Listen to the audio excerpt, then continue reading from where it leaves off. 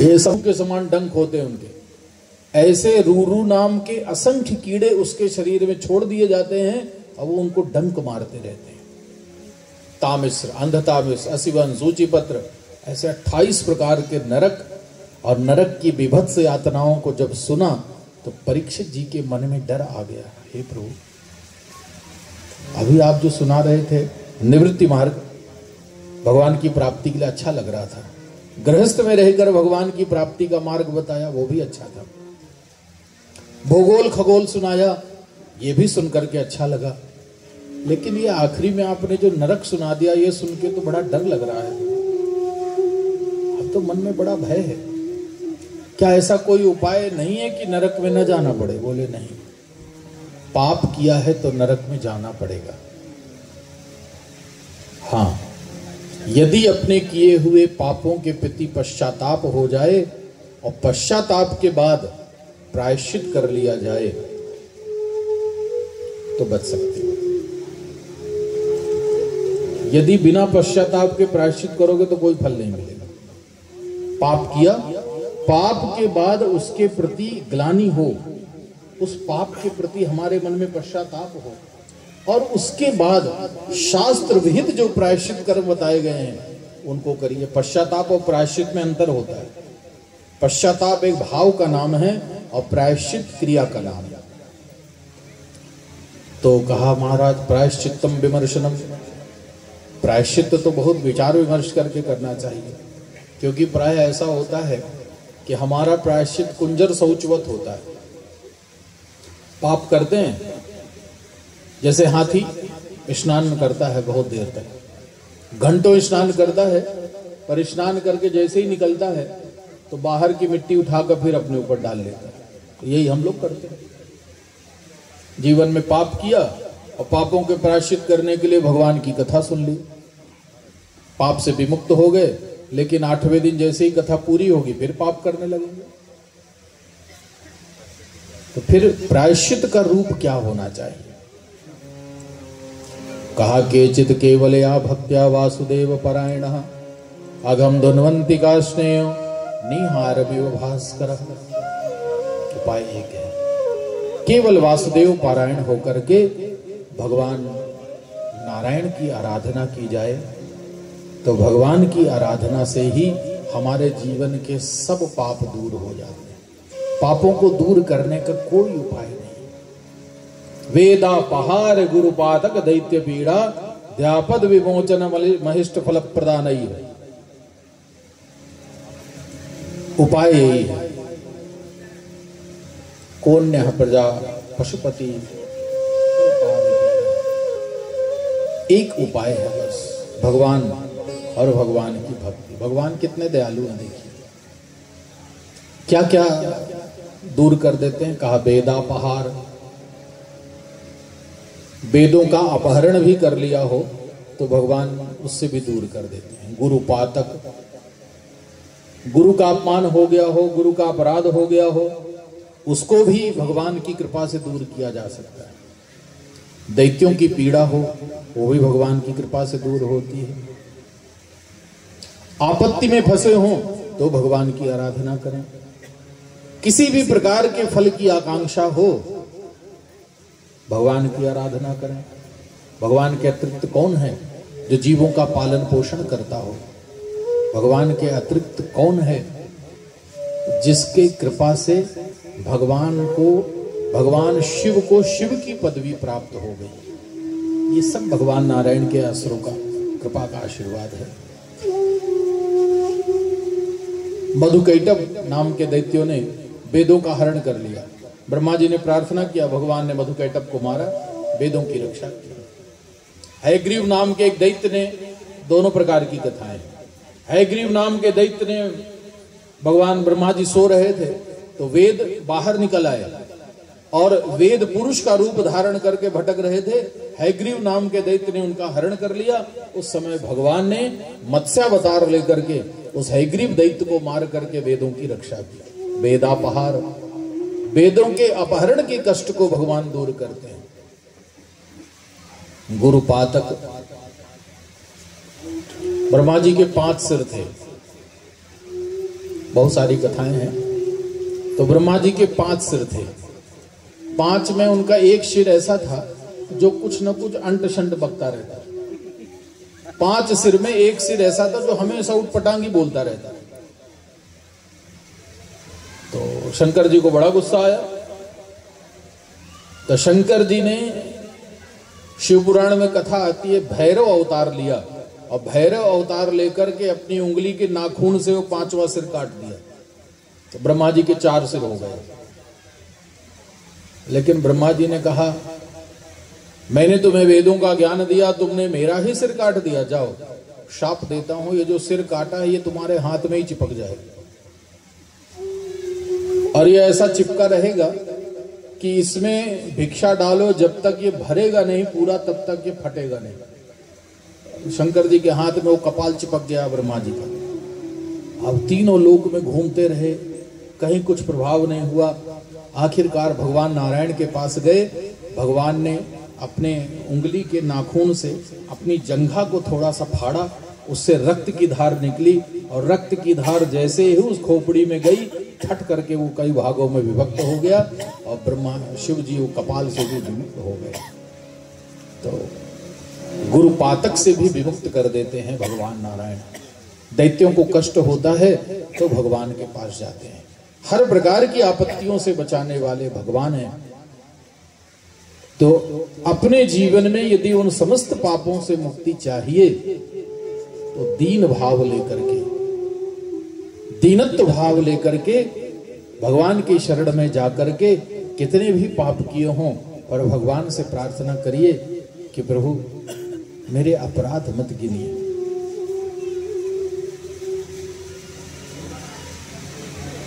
यदि मेरे अपराध गिनेंगे आप तब तो महाराज उनका कोई हिसाब किताब ही नहीं, इतने कर चुका हूं। न निंदितम कर्म तदस्ति लोके सहस्त्रशो यन्नमय। हजारों अपराध हजार हजार बार।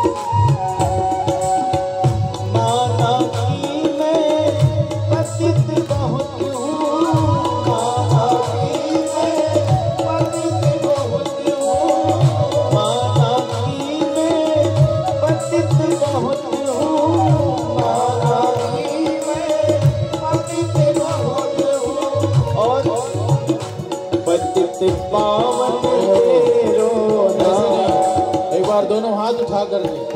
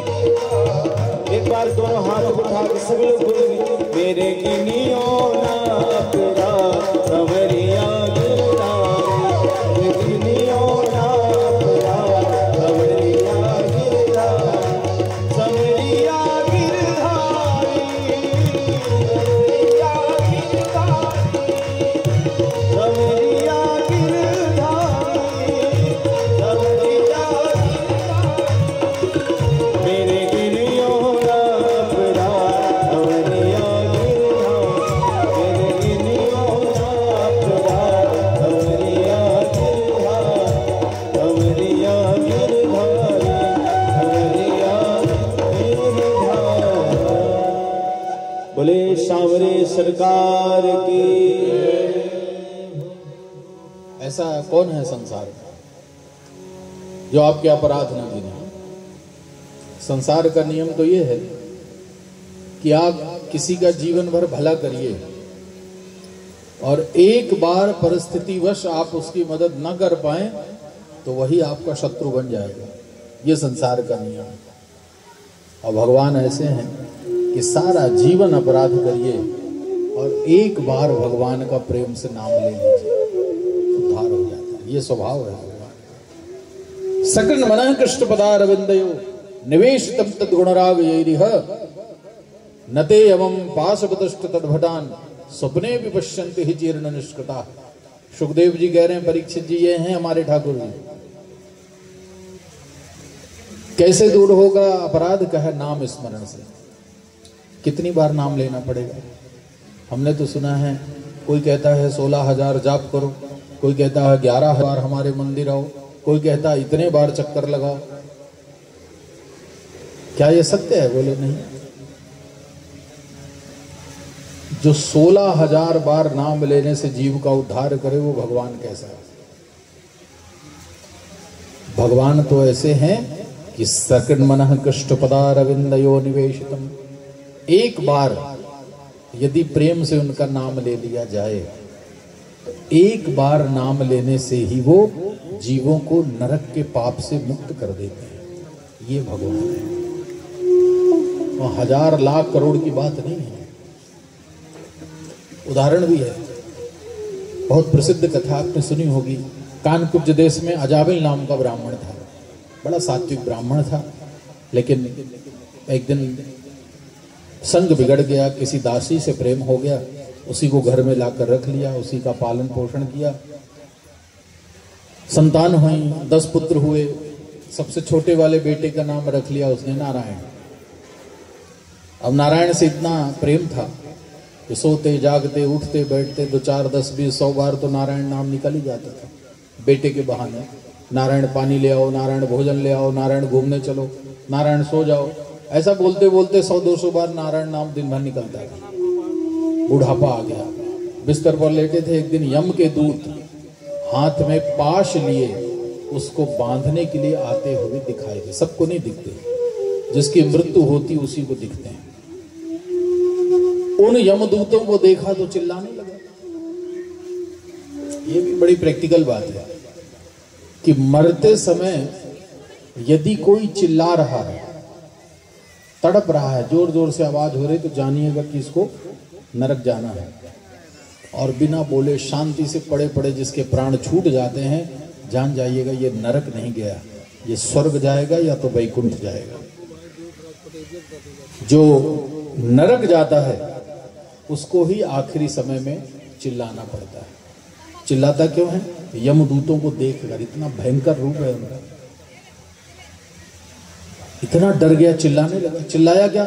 अपने बेटे नारायण को पुकारा जोर से। बेटा तो कहीं दूर खेलने में मस्त था, उसने तो नहीं सुना। भगवान के पार्षद आ गए। कहाँ ले जा रहे हो इसको? बोले नरक में ले जाएं, यमराज के पास। इसने बहुत पाप किए। यमदूतों ने कहा, भगवान के पार्षदों ने कहा कोई पाप नहीं किया। कहा रे बहुत पाप किए हैं। कहा इसने एक बार नारायण नाम ले लिया, सारे पाप धुल गए।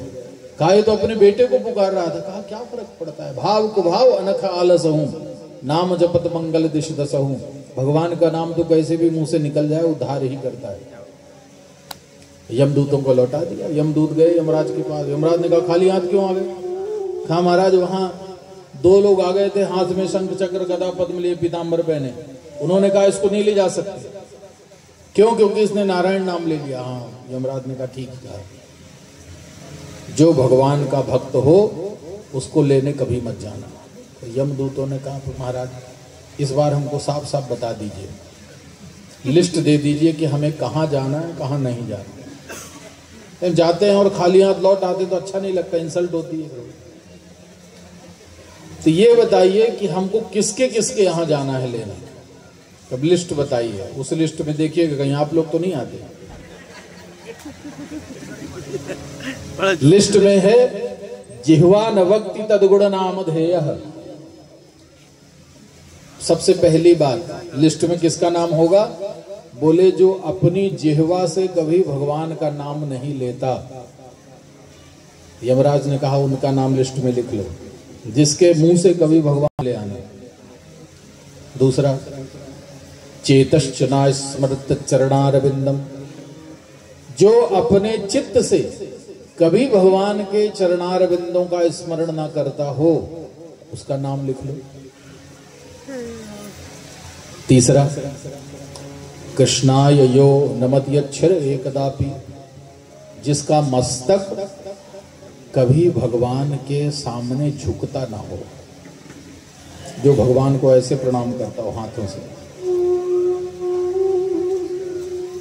उसको ले आना। जो मस्तक रख करके भगवान के देहरी पर प्रणाम करे उसको नहीं लाना, और जिसका मस्तक कभी भगवान के सामने न झुके उसको ले आना। तब देख लीजिए आप लोग में से कौन लिस्ट में है कौन नहीं है। आप लोग लिस्ट से हटाना है तो ये फिर 3 काम बंद कर दो। वाणी से भगवान का नाम लीजिए, मन से भगवान का स्मरण करिए, और जब भी मंदिर में जाइए भगवान को दंडवत प्रणाम करिए। दंडवत प्रणाम करने से सारे अपराध क्षमा कर दिए जाते हैं। तो पुरुषों को साष्टांग प्रणाम और स्त्रियों को पंचांग प्रणाम करना चाहिए। पुरुष लेट करके प्रणाम करें, स्त्रियां सिर रख करके प्रणाम करें। ऐसा प्रणाम करने वाला भी कभी नरक में नहीं जाता।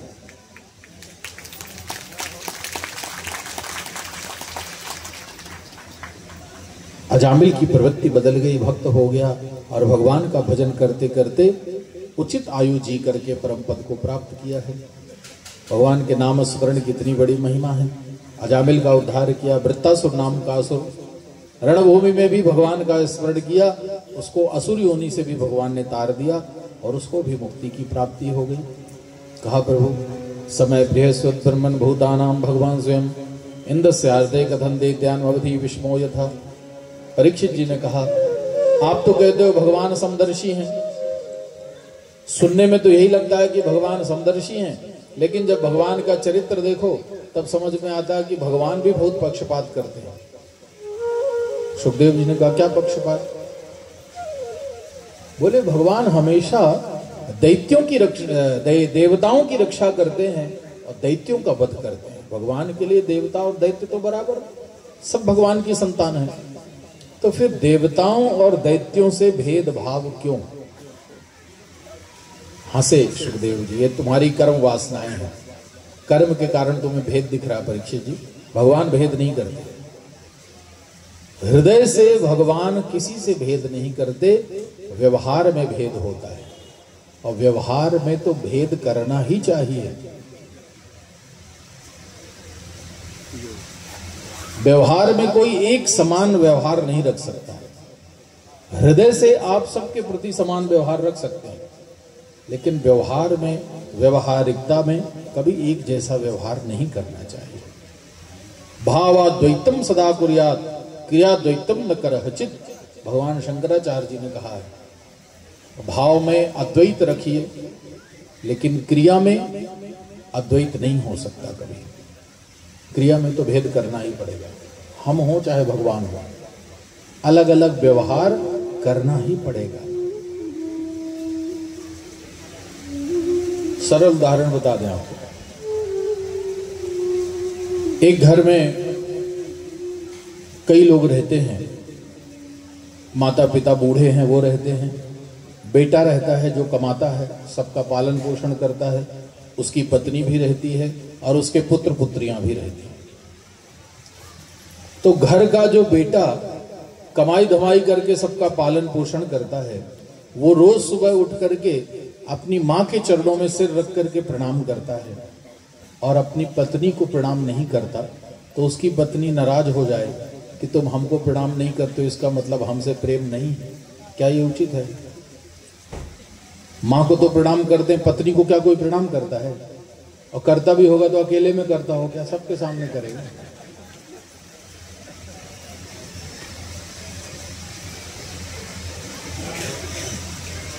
पर इसका मतलब ये नहीं है कि वो माँ को प्रणाम करता है तो माँ से ज्यादा प्रेम है, और पत्नी को प्रणाम नहीं करता तो पत्नी से प्रेम नहीं। प्रेम सबसे बराबर है। लेकिन जो व्यवहार माँ से करना चाहिए वो पत्नी से नहीं कर सकता, और जो पत्नी और माँ से व्यवहार करता है वो अपनी बेटी से नहीं कर सकता। व्यवहार बेटी से बेटी का, पत्नी से पत्नी का, माँ से माँ का, लेकिन हृदय में तीनों के प्रति बराबर प्रेम है, व्यवहार तीनों से अलग है। ऐसे ही भगवान भी हैं, हृदय से सबसे प्रेम बराबर करते हैं, व्यवहार अलग अलग। भगवान ने कहा मैंने इसीलिए एक नियम बना दिया है, रक्षापेक्षाम अपेक्षते, जो हमसे रक्षा की अपेक्षा करेगा उसकी रक्षा करेंगे, जो नहीं करेगा उसकी नहीं करेंगे। सीधा सीधा व्यवहार है कि जो हमको बुलाएगा हम उसकी रक्षा करने के लिए जाएंगे, और जो नहीं बुलाएगा हम नहीं जाएंगे। ये तो नियम है भगवान का। जो बुलाता है भगवान जाते हैं, जो नहीं बुलाता नहीं जाते। देवता बुलाते हैं तो दौड़ पड़ते हैं भगवान। असुर अभिमान के कारण कभी बुलाते नहीं तो भगवान कभी जाते हैं।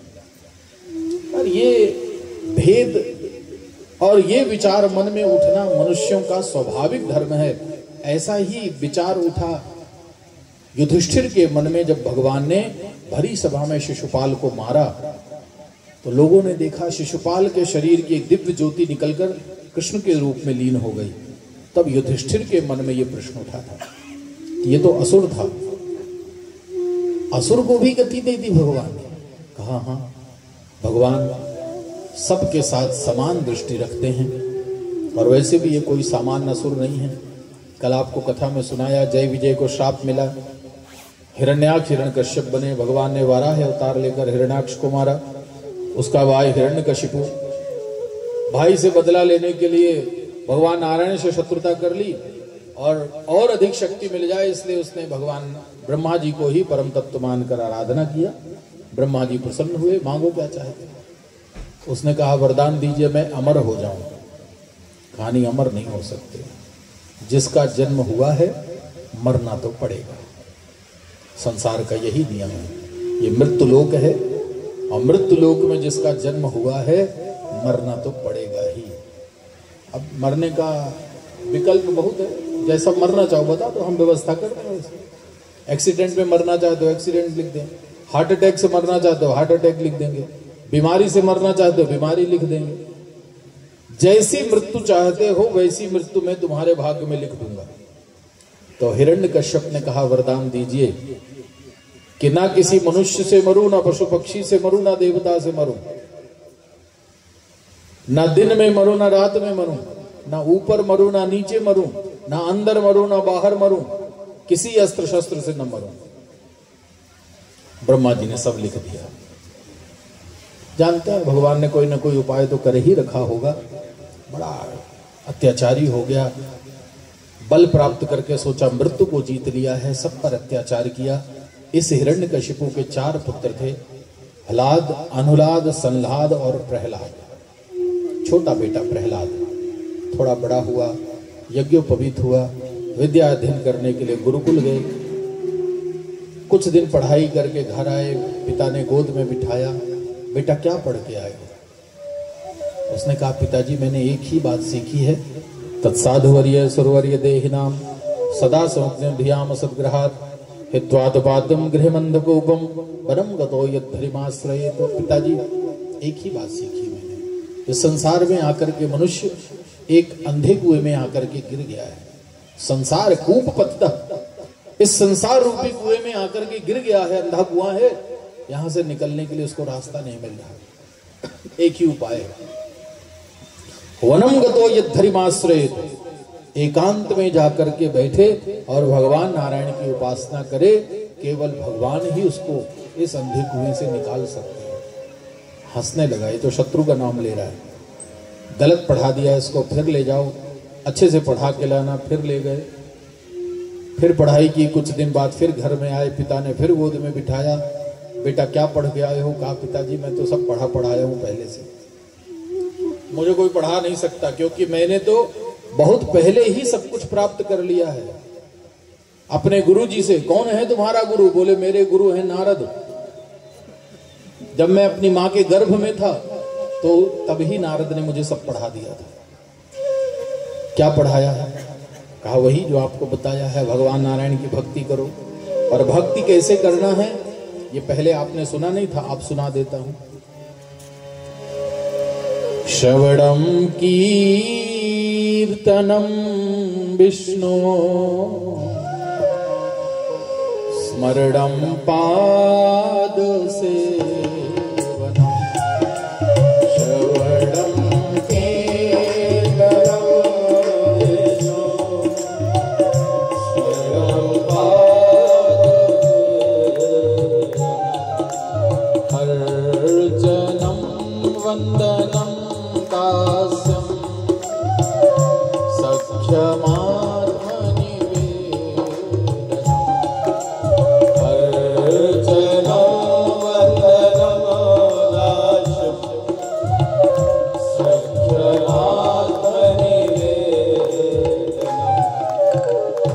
9 प्रकार की भक्ति, 9 प्रकार से भगवान की भक्ति कर सकते हैं।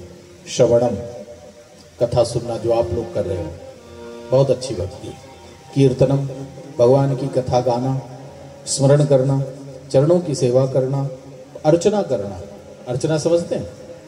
अर्चना मतलब रोज जो आपको भगवान को नहलाते हो, चंदन लगाते हो, माला फूल, ये सब अर्चना है। वंदना, वंदना मतलब भगवान के सामने हाथ जोड़ के जो गाते हो, तुम्हें वो माता च पिता तुम्हें ओम जय जगदीश हरे, ये अर्चना है, वंदना है भगवान। भगवान को अपना स्वामी मान लेना, भगवान को अपना मित्र मान लेना, या भगवान से आत्मसमर्पण कर देना, मेरा कुछ नहीं है। 9 प्रकार की भक्ति हैं। 9 में से एक भक्ति भी जीवन में आ जाए, उद्धार हो जाता है। बड़ा क्रोधित हुआ हिरण्यकश्यप, आदेश कर दिया प्रहलाद को मार दिया जाए। बहुत कोशिश की, प्रहलाद को कोई मार नहीं सका।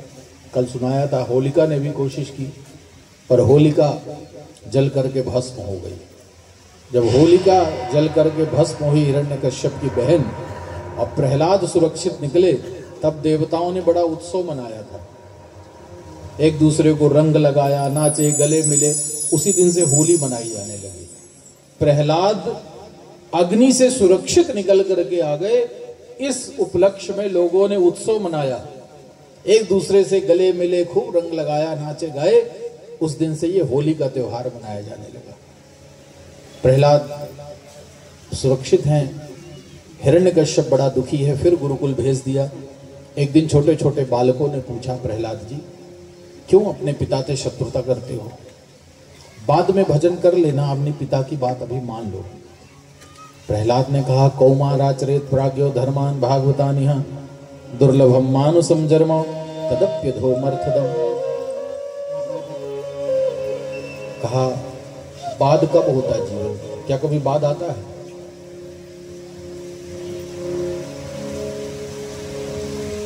ये मनुष्य की देह जो हमको मिली है ना, बहुत अच्छी देह है ये। बहुत सारी विशेषताएं भगवान ने इस मानव जीवन को दी हैं, जो अन्य किसी को नहीं दिया।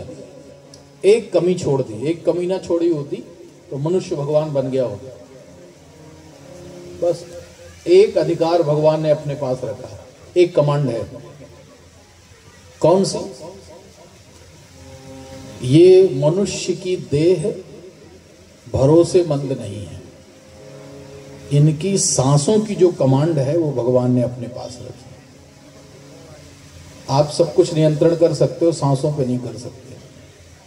आप कहते हो हमारी सांसें हैं, तो हमारी सांसें तो 1 घंटा रोक के दिखा दो, आपकी हो तो रोक लीजिए उसे।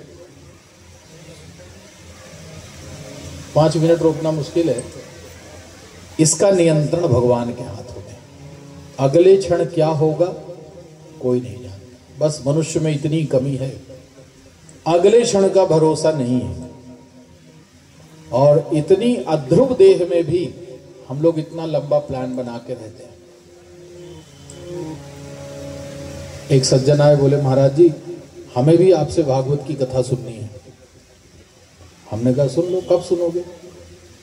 उसने कहा महाराज जी अपनी 25वीं एनिवर्सरी में सुनेंगे। कब होगी? बोले इस साल तो शादी हुई है, 25 साल बाद की डेट दे दीजिए। हमने कहा इतनी लंबी तो हम नहीं दे सकते, अपना ही भरोसा नहीं है कौन कब रहेगा। तुम 25 साल की बात, इतनी लंबी प्लानिंग होती है। शुभ काम में देरी नहीं। बेग विलंब न करिए, नृप, देर नहीं करना। मन में संकल्प आए, अच्छा काम तुरंत कर लीजिए। देर किया तो कथा तो सुनेंगे, लेकिन कैसे? जैसे ये तिवारी जी सुन रहे हैं ऐसे नहीं। फिर वो कथा सुनेंगे तो फोटो में बैठ के सुनते हैं। ऐसे लोग कथा तो सुनते हैं पर फोटो में बैठ कर। ऐसे कथा सुनने का जो आनंद है तो फोटो में क्या मिलेगा? उसके लिए क्या करना पड़ेगा? उसके लिए तत्काल निर्णय करना पड़ेगा, देर नहीं करना। प्रहलाद जी ने कहा भजन करना है तो कुमारावस्था से भजन कर लीजिए, बुढ़ापे की प्रतीक्षा मत करिए। अभी सुबह हमसे गोपाल भैया कह रहे थे कि महाराज जी गुरु मंत्र तो मिल गया पर थोड़ा जल्दी मिल गया। हम कह रहे हैं जल्दी नहीं मिला, लेट मिला है। ध्रुव जी को कब मिला था गुरु मंत्र? 5 वर्ष की आयु थी ध्रुव की, तब उनको गुरु मंत्र मिल गया था। तो शुभ काम जितना जल्दी हो जाए उतना अच्छा है। अच्छे काम में देरी नहीं। कुमारावस्था से भगवान के भजन के लिए उद्यम कर लेना चाहिए। बुढ़ापे का भरोसा नहीं, क्या पता बुढ़ापा मिलेगा कि नहीं मिलेगा। इतना बढ़िया उपदेश किया कि बालक सब भगवान के भक्त हो गए। हिरण्यकश्यप को पता चला, क्रोधित होकर के गया, दुष्ट प्रहलाद कहां है तेरा ईश्वर? कहा सब जगह, कण कण में व्याप्त है वो। किसके बल से तू इतना गर्जना करता है? बोले नारायण का बल है, जो मेरे अंदर है वही आपके अंदर है।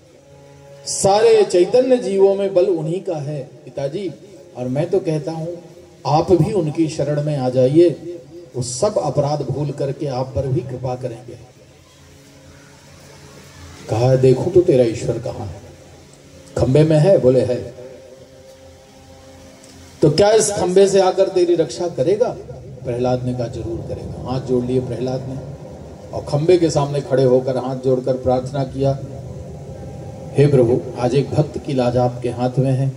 सत्यम विधातुम यद्भृत भाषितम व्याप्तिम च भूतेषु गलेषु चात्मनः अदृश्यता तद्भुत रूपमुद्भं स्तंभे सभायां नमृगं नमानुषम्। अपने भक्त की बात को सत्य करने वाले भगवान आज अद्भुत स्वरूप लेकर अदृश्य होकर खंबे में छुप गए। हिरण्यकश्यप पहुंचा खंबे के पास और बड़े क्रोध में आकर अपने हाथों से उस खंबे पर प्रहार किया। खंबा फट करके 2 भागों में व्यक्त हुआ। अद्भुत स्वरूप के लिए भगवान नरसिंह का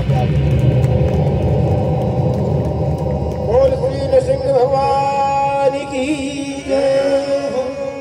खंबा फाड़ करके भगवान निकल आए।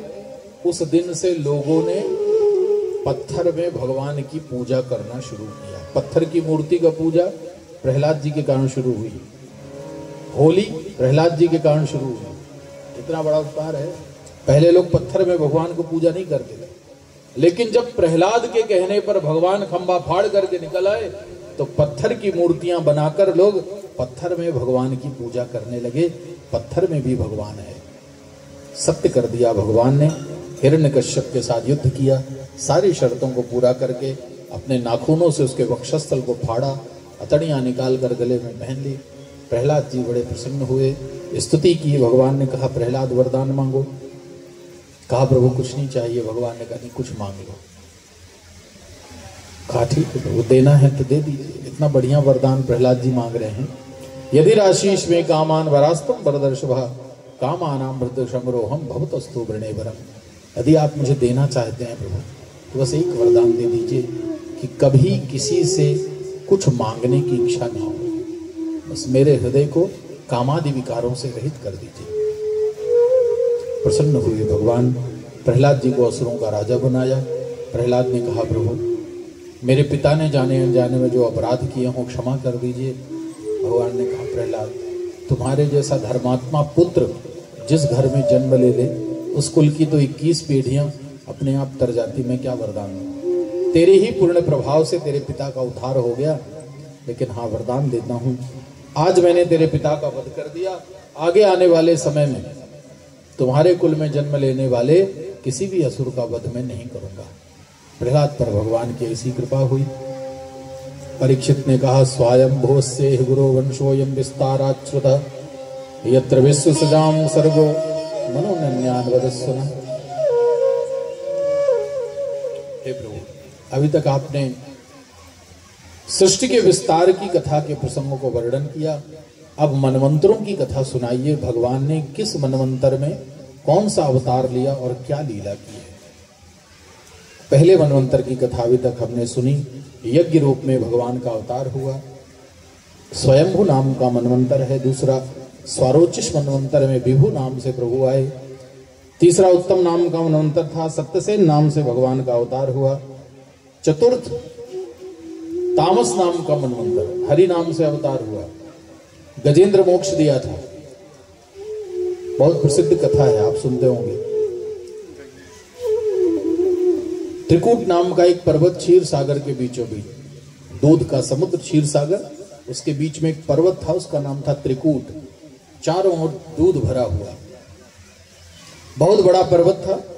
बहुत सारे जीव जंतु रहते थे उसी पर्वत में। एक हाथी रहता था, बहुत शक्तिशाली था, बहुत सारी पत्नियां थी, बच्चे थे। एक दिन वो हाथी पत्नी और बच्चों के साथ वन में गया भ्रमण करने। गर्मी का समय था, थोड़ा प्यास लगी, पानी की खोज कर देख सरोवर में गया। सुंदर जल था, सरोवर में उतर करके जल ग्रहण करने लगा। पानी पी करके जल क्रीड़ा शुरू की, बड़ा शोर किया उसने पानी में। पत्नी और बच्चों के साथ सूंड से जल उठा उठा करके एक दूसरे पर फेंकने लगे। दुर्योग से उसी सरोवर में एक ग्राह रहता था, उसने आकर के उस हाथी के एक पैर को मुंह से पकड़ लिया।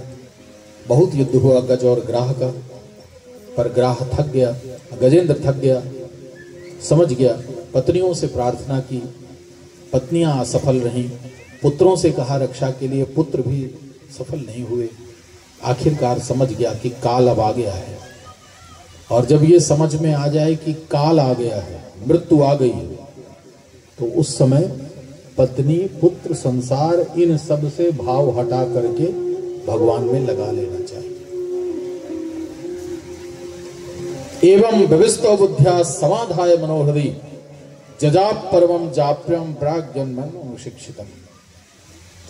बस बुद्धि को व्यवस्थित कर लिया, मन को समाधिस्थ किया, पूर्व जन्म की स्मृति आई, भगवान का स्मरण किया है उसने। ओम नमो भगवते तस्मै यच्चिदात्मकं पुरुषाय बीजाय परेशाय विधीमहि। हे प्रभु, आप परात्पर ब्रह्म हैं, चैतन्य स्वरूप हैं, आदि बीज हैं, आदि शक्ति हैं, नित्य हैं, शुद्ध हैं, बुद्ध हैं, कूटस्थ हैं। मैं प्रणाम करता हूं आपको। सुंदर स्तुति। किसी का नाम नहीं लिया, पर भगवान तो कृपा करने वाले हैं। गरुड़ पर सवार होकर के भगवान तुरंत शंख चक्र गदा पद्म लेकर प्रकट हुए। गजेंद्र ने स्तुति की भगवान की, एक कमल का पुष्प चढ़ाया। भगवान ने एक हाथ से पुष्प ले लिया, एक हाथ से सूंड पकड़कर बाहर खींची। ग्राह के समेत गजेंद्र बाहर, सुदर्शन चक्र से ग्राह का संहार, और गजेंद्र को स्पर्श मात्र से मुक्ति दे दी। गजेंद्र मोक्ष चौथे मनवंतर में हुआ। पांचवा रैवत नाम का मनवंतर है, बैकुंठ लोक का निर्माण किया था। छठवां चाक्षुष मनवंतर, सबसे ज्यादा अवतार इसी में हुए। अभी ये सातवां चल रहा है, सातवां मनवंतर चल रहा है। इसके पहले जो बीता वो छठवां मनवंतर था। सबसे ज्यादा अवतार भगवान ने अभी इसके पहले वाले मनवंतर में लिए। बहुत अद्भुत लीला हुई इसमें। एक लीला हुई भगवान की, जिसे हम समुद्र मंथन के नाम से जानते हैं। इंद्र ने दुर्वासा ऋषि का अपमान किया, दुर्वासा जी ने शाप दे दिया, सारा ऐश्वर्य का जो अभिमान है, ऐश्वर्य समाप्त हो जाएगा। असुरों ने युद्ध करके देवताओं का सब छीन लिया। भगवान के पास गए, भगवान ने कहा अब तो भैया समुद्र मंथन होगा।